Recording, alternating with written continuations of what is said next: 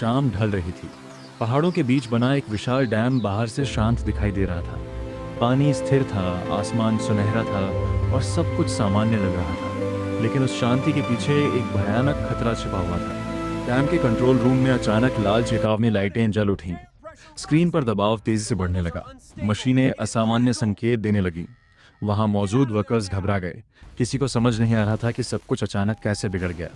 तभी अंधेरे और बैगनी ऊर्जा के साथ खलनायक कालकेतु की एंट्री हुई। उसकी लाल चमकती आंखें और डरावना कवच पूरे माहौल को और भयानक बना रहे थे।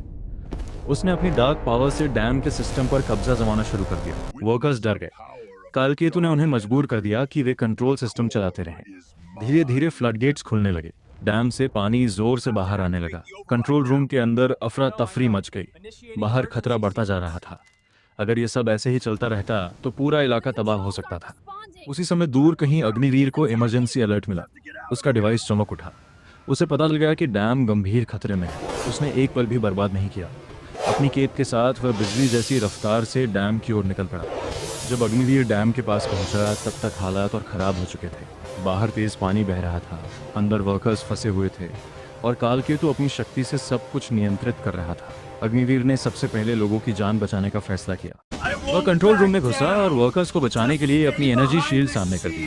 कालकेतु ने तुरंत बैगनी ऊर्जा से हमला किया, लेकिन अग्निवीर ने वह वार रोक लिया। वर्कर्स उसके पीछे सुरक्षित हो गए। अब पहली बार अग्निवीर और कालकेतु आमने सामने खड़े थे। फिर शुरू हुई दोनों की भयंकर लड़ाई। कभी डैम के प्लेटफॉर्म पर, कभी कंट्रोल रूम के पास, कभी फ्लड गेट्स के सामने। हर जगह एनर्जी ब्लास्ट, स्पार्क्स, शॉकवेव और डिस्ट्रक्शन दिखाई देने लगा।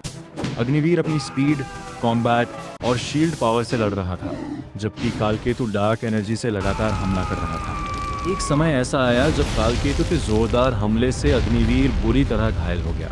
वह लगभग डैम के किनारे से नीचे गिर पड़ा, लेकिन आखिरी पल में उसने टूटी हुई कंक्रीट एज पकड़ ली। भारी दर्द के बावजूद उसने खुद को ऊपर खींचा। वो टूटा नहीं। उसने फिर से खड़ा होकर लड़ने का फैसला किया। लड़ाई आगे बढ़ते बढ़ते डैम के कोर चेंबर तक पहुंच गई। वहीं अग्निवीर को समझ आया कि असली खतरा सिर्फ फ्लडगेट्स नहीं, बल्कि डैम का वाटर कोर है। कालकेतु उसी कोर को करप्ट कर चुका था। अगर उसे रोका नहीं गया तो पूरा डैम फट सकता था। कालकेतु ने अपनी पूरी डार्क पावर कोर के पास लगा दी। अग्निवीर ने भी अपनी पूरी ताकत झोंक दी। दोनों के बीच एक के बाद एक जबरदस्त एनर्जी क्लैशेस होने लगे। पूरा चेंबर कांप उठा। रोशनी, आग, पानी, धुआं सब मिलकर एक भयंकर दृश्य बना रहे थे। अंत में अग्निवीर ने समझ लिया कि अब उसे सिर्फ कालकेतु से लड़ना नहीं, बल्कि डैम को बचाना है। उसने अपनी सारी शक्ति इकट्ठी की और अनस्टेबल एनर्जी को दोनों हाथों से रोकना शुरू किया। उसकी एनर्जी कोर को स्टेबलाइज करने लगी। कालकेतु की पर्पल डार्कनेस उससे टकरा रही थी। कुछ पल के लिए ऐसा लगा कि सब खत्म हो जाएगा। फिर एक बहुत बड़ा एनर्जी ब्लास्ट हुआ। चारों ओर तेज रोशनी फैल गई। जब धुआं छंटा तो अलार्म्स बंद हो रहे थे। पानी का दबाव धीरे धीरे कंट्रोल में आ गया था। फ्लड गेट स्टेबल हो चुके थे। डैम बच गया था। कालकेतु कमजोर पड़ चुका था। वह अंधेरे और धुएं में गायब हो गया। वह हारा जरूर था, लेकिन पूरी तरह खत्म नहीं हुआ था। बाहर वर्कर्स और लोग डैम की तरफ देख रहे थे। सबको राहत मिली कि अब खतरा टल चुका है, लेकिन अग्निवीर कहीं दिखाई नहीं दे रहा था। कुछ पल के लिए सबको लगा कि शायद वह इस लड़ाई में खो गया। अगर धुएं के बीच